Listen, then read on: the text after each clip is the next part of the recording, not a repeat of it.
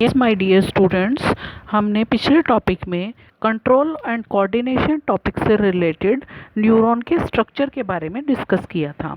आज हम आपको एक और एक्टिविटी के बारे में बताएंगे। इस एक्टिविटी में ये दिया हुआ है कि आपको थोड़ी सी शुगर अपने माउथ में रखनी है और उसका टेस्ट करना है। उसके बाद आपने क्या करना है कि अपनी नोज़ को आपने ब्लॉक करना है प्रेस करके थंब और इंडेक्स फिंगर की हेल्प से।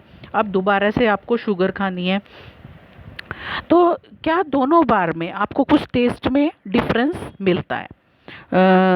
तो जब फिर इसमें एक और चीज़ दी हुई है कि जब आप खाना खा रहे होते हैं, लंच कर रहे होते हैं, तो कई बार क्या होता है कि उसकी कोल्ड की वजह से आपकी जो नोज़ है वो ब्लॉक हो जाती है।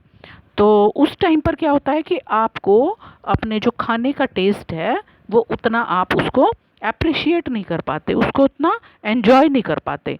लेकिन शुगर के केस में क्या है कि अगर हम क्या करेंगे कि पहले तो वैसे ही शुगर को रखेंगे अपने माउथ में और दूसरी बार में नोज़ को ब्लॉक करके रखेंगे, तो आई थिंक दोनों केसेस में इस बार कोई फ़र्क हमें शुगर के टेस्ट में नहीं लगेगा। और उसका रीज़न क्या है?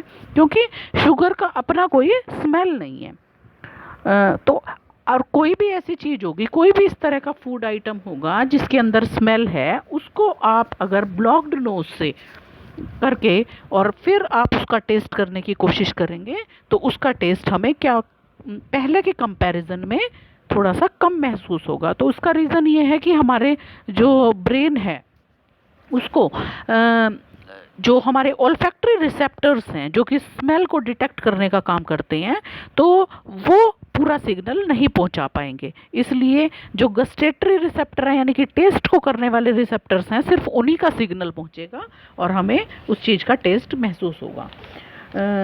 अब आपका नेक्स्ट टॉपिक आता है रिफ्लेक्स एक्शन।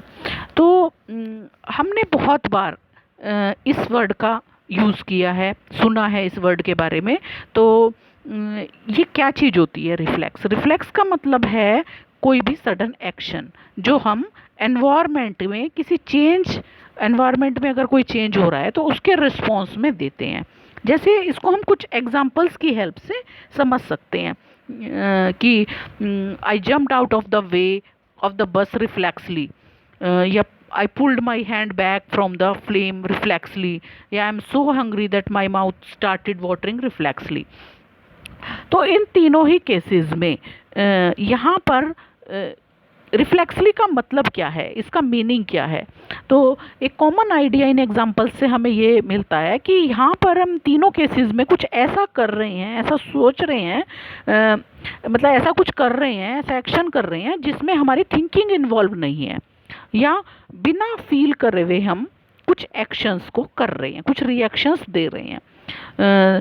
तो और ये सभी जो रिस्पॉन्सेज हैं, ये रिएक्शंस हैं हमारी, वो किसके लिए आ रही हैं? एनवायरनमेंट में होने वाले चेंज के लिए आ रही हैं। तो किस तरीके से इन सिचुएशंस में हम कंट्रोल और कोऑर्डिनेट करेंगे, इसको अब हम अपने ही पहले वाले एग्जांपल लेके समझते हैं कि जैसे हमने कहा कि भाई I pulled my hand back from the flame reflexively. तो जब हमारा हाथ या हमारा हैंड फ्लेम को टच कर जाता है तो उससे क्या होता है कि ये एक अर्जेंट और डेंजरस सिचुएशन है हमारे लिए या किसी भी एनिमल के लिए, तो हम इसके लिए किस तरह से रिस्पॉन्स देंगे? तो इसका मतलब ये है कि भाई अगर हम कॉन्शियसली इसको थिंक करें तो हम पेन के बारे में सोचेंगे और सोचेंगे कि हम जल जाएंगे और फिर हम अपना हाथ पीछे खींच लेंगे। लेकिन अब क्वेश्चन हमारे दिमाग में ये आता है कि अगर हम ऐसा करेंगे तो ये सब सोचने समझने में हमें कितना टाइम लग जाएगा? तो ये इस बात का आंसर इस पे डिपेंड करता है कि हम ये देखें कि भाई जो भी इम्पल्सेस यानी कि जो भी चेंजेस हम महसूस कर रहे हैं उनको ब्रेन तक जाने में टाइम लगेगा और फिर वहाँ से ऑर्डर लेकर आने में टाइम लगेगा, क्योंकि थिंकिंग क्या है? एक कॉम्प्लेक्स एक्टिविटी है और इसमें ऐसा करने के लिए हमें क्या करना पड़ता है? कॉम्प्लेक्स इंटरेक्शन होता है हमारी बॉडी के अंदर नर्व इम्पल्सिस का एक न्यूरॉन से दूसरे न्यूरॉन के बीच में। तो इस केस में हमें क्या समझ में आया कि थिंकिंग टिश्यूज यानी कि जो न्यूरॉन्स होते हैं हमारी बॉडी के, वो एक डेंस नेटवर्क बनाते हैं। न्यूरॉन्स मिलके क्या बनाते हैं, एक नेटवर्क जैसा स्ट्रक्चर बनाते हैं पूरी बॉडी के अंदर, जो सेंस ऑर्गन से ब्रेन तक और ब्रेन से हमारे बॉडी ऑर्गन्स तक फैला हुआ होता है।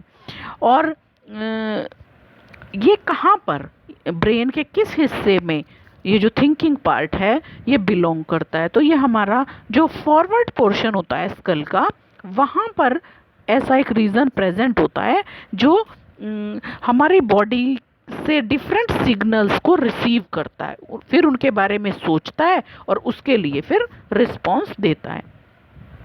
तो अब हमें पता चल गया कि इन सिग्नल्स को रिसीव करने में हमारे ब्रेन का जो थिंकिंग पार्ट है और वो इन्वॉल्व है, और फिर वो थिंकिंग पार्ट का कनेक्शन होना चाहिए हमारी बॉडी के वेरियस पार्ट से।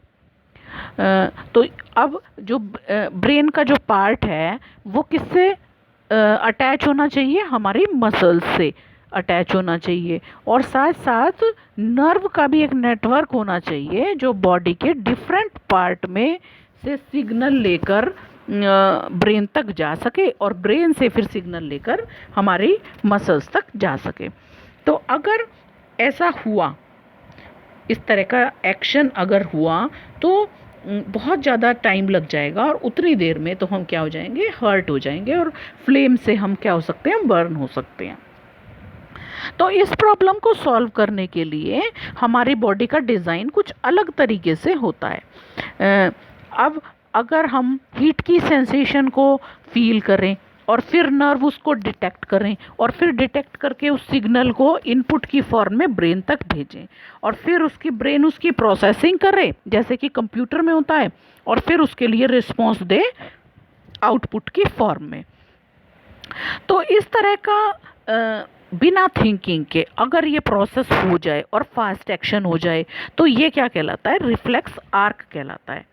अब रिफ्लेक्स आर्क क्या करता है, उसमें क्या चीज़ होगी, देखो इनपुट भी होगा, मतलब ऐसी न्यूरॉन भी होगी जो सेंसरी जो हमारे ऑर्गन्स हैं वहाँ से मैसेज लेकर वो ब्रेन तक जाएगी, और क्या भी होगा, आउटपुट नर्व्स भी होंगी जो ब्रेन से सिग्नल लेकर उस ऑर्गन तक जाएंगी। तो अब क्या होगा कि ये ब्रेन तक ना जाके कहाँ से एक छोटा पैसेज, एक छोटा वे अडॉप्ट करेंगी जो कि स्पाइनल कॉर्ड से होकर आ जाएगा। तो रिफ्लेक्स एक्शन तब बनती हैं जिसमें क्या होगा, क्या क्या चीज़ इन्वॉल्व होगी, एक सेंसरी न्यूरॉन, एक मोटर न्यूरॉन इन्वॉल्व होगा और साथ साथ ब्रेन की इन्वॉल्वमेंट होगी। तो क्योंकि क्या होगा कि जो थिंकिंग प्रोसेस है ब्रेन का वो सभी एनिमल्स में बहुत फास्ट नहीं हो सकता। बहुत सारे एनिमल्स ऐसे हैं कि जिनमें न्यूरॉन का जो नेटवर्क होता है वो बहुत ही सिंपल टाइप का होता है, बहुत लिटिल होता है। तो वहाँ पर फिर क्या होगा कि जो रिफ्लेक्स आर्क हैं वो एफिशिएंटली इस कंडीशन में फंक्शनिंग करा देंगे। और फिर क्या होगा कि जैसे अगर बहुत ज़्यादा क्विक रिस्पॉन्सेज की ज़रूरत है तो फिर हम ब्रेन तक वो मैसेज ना देकर सिर्फ स्पाइनल कॉर्ड से ही उसको आ जाते हैं, उससे वापस आ जाते हैं। तो इस तरह से एक और एग्जांपल आप समझ सकते हो कि वही जैसे ब्राइट लाइट, अगर मान लो हम एक अंधेरे कमरे में बैठे हुए हैं और ब्राइट लाइट हमारी आइज़ पर फोकस हो जाती है तो फिर हम क्या कर सकते हैं, एकदम से हम क्या करते हैं, आइज़ को थोड़ा सा साइज उनका छोटा कर देते हैं जिससे कि एक साथ इतनी सारी लाइट हमारी आइज़ के अंदर जाकर उसको नुकसान ना कर सके। तो इस तरह का आप रिफ्लेक्स एक्शन का एक डायग्राम इसमें देख सकते हैं। इस डायग्राम में कि क्या दिखा रखा है कि हमारा हैंड जो है वो टच कर रहा है हॉट ऑब्जेक्ट को यहाँ पर, और यहाँ से सेंसरी न्यूरॉन के थ्रू मैसेज जा रहा है स्पाइनल कॉर्ड तक। तो इसको हमने क्या बोल दिया, सेंसरी न्यूरॉन। और फिर क्या हो रहा है कि यहीं से वापस मैसेज लेकर मोटर न्यूरॉन के थ्रू वो हमारी मसल्स तक आ रहा है। तो ये क्या बन गया, एक आर्क जैसा ऐसा स्ट्रक्चर बन गया जिसमें यहाँ पर क्या है, स्पाइनल कोड है। तो ये हो गया सेंसरी न्यूरॉन, और इधर नीचे वाला हो गया मोटर न्यूरॉन, और बीच में क्या हो गया, ये स्पाइनल कोड। जैसे कि आप इस डायग्राम में भी देख सकते हैं, ये सेंसरी न्यूरॉन, ये स्पाइनल कोड और ये मोटर न्यूरॉन। तो ये इस तरह से जो आर्क जैसा स्ट्रक्चर बना, जो कि डेंजरस सिचुएशन में हम फॉलो करते हैं, इसको हम क्या बोलते हैं, रिफ्लेक्स आर्क बोलते हैं। तो आज के टॉपिक में इतना ही लेंगे, कल हम आपको ह्यूमन ब्रेन के बारे में कराएंगे।